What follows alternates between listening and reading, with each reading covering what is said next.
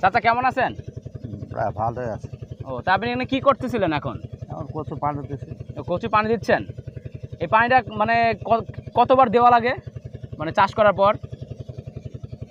পানি বহুদিন লাগে, পানি চাষ করার পর পানির কথা বলা যায়।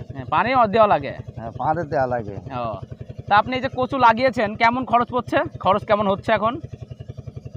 কচু শেষ পর্যন্ত 60,000 খরচ হবে। 1 বিঘাতে 60,000 খরচ হবে। আপনি কতটুকু জমিতে লাগিয়েছেন কচু?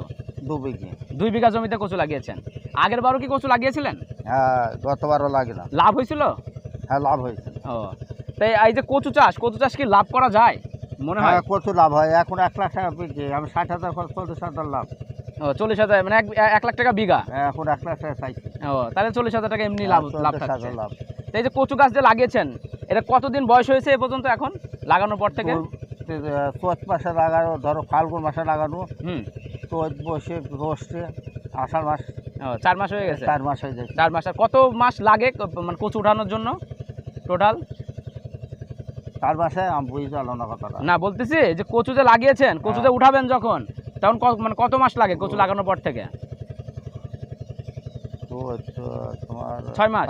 6 মাস লাগে। 6 মাস লাগে। তা এখন কচু কেমন দাম পড়ছে? দাম চলছে কেমন এখন কচুর? এখন 1 লাখ টাকা বিক্রি চাই। 1,10,000, 1 লাখ। ও মানে এমনি মন কতটা?